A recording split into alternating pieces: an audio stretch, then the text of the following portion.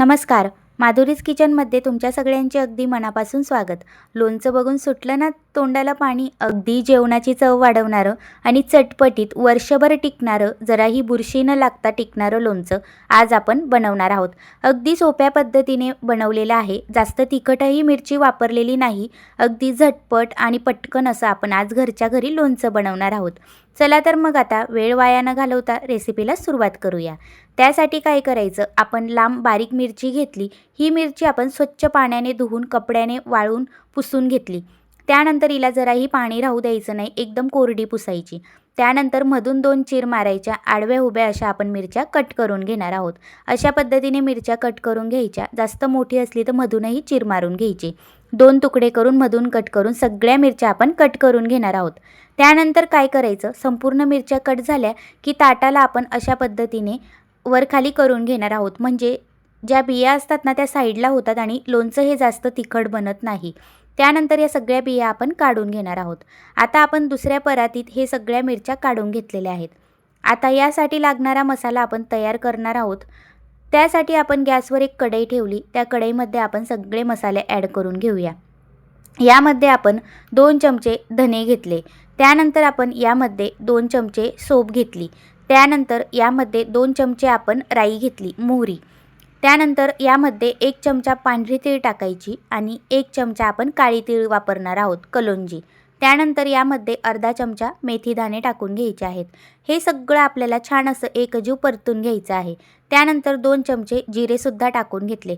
मंद आचेवर आपल्याला भाजून घ्यायचं. जोपर्यंत मोहरी तडतडत नाही तोपर्यंत छान असं खरपूस भाजून घ्यायचं. जेवढा मसाला भाजला जातो तेवढा बारीकसुद्धा दळला जातो, अगदी वातड राहत नाही. मसाला छान भाजून घेतला की आपण एका प्लेटमध्ये काढून घेऊया आणि संपूर्ण आधी गार करून घ्यायचा. त्यानंतरच मिक्सर जारमधून वाटून घ्यायचा. मसाला गार झाला की मिक्सर जारमध्ये टाकायचा आणि वाटून घ्यायचा. खूप बारीकही करायचा नाही, थोडासा नॉर्मल जाडच ठेवायचा. त्यानंतर मिरचीमध्ये 1 चमचा आमचूर पावडर टाकलं, 2 चमचे हळद टाकली. त्यानंतर 2 चमचे आपण लाल तिखटसुद्धा टाकलेला आहे. त्यानंतर आपण गार झाल्यावर जो मसाला वाटून घेतलेला होता तो यामध्ये जेवढा मसाला आहे तेवढा संपूर्ण टाकून घ्यायचा आहे.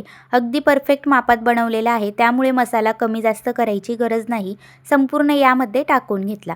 आता यामध्ये आपल्याला चवीपुरता मीठसुद्धा टाकून घ्यायचं आहे. मीठ थोडंसं जास्तीचं घाला, मीठ जेवढं असतं ना तेवढं छान लागतं. त्यानंतर यामध्ये आपण 5 चमचे व्हिनेगर घातलेलं आहे, म्हणजे लोणचं खराब होत नाही, अगदी चविष्टसुद्धा लागतं.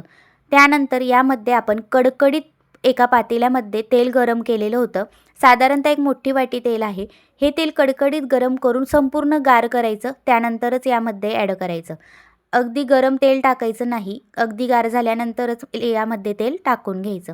लगेचच छान असं संपूर्ण मसाल्यामध्ये तेल एकजीव करून घ्यायचं. संपूर्ण मसाला आणि मिरची छान एकजीव झाली की आपल्याला एका काचेच्या जारमध्ये भरून घ्यायचं आहे. जारसुद्धा संपूर्ण पुसून वाळवून घ्या, ओला अजिबात नाही पाहिजे.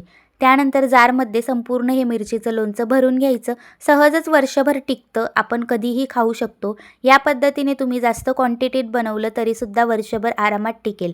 हे लोणचं एवढं चविष्ट लागतं ना की सगळे घरातील अगदी आवडीने खातील. जर तुम्ही हिरवी अगदी काळपट अशी मिरची असते ना त्यापासून जरी बनवलं तरी झणझणीत बनल. ही मिरची थोडी लांब आणि बारीक असणारी मिरची घेतलेली आहे. जास्त तिखटसुद्धा नाही, म्हणजे सगळे अगदी आवडीने खातील. या पद्धतीने एकदा तुम्ही हे मिरचीचं लोणचं नक्की ट्राय करू शकतात.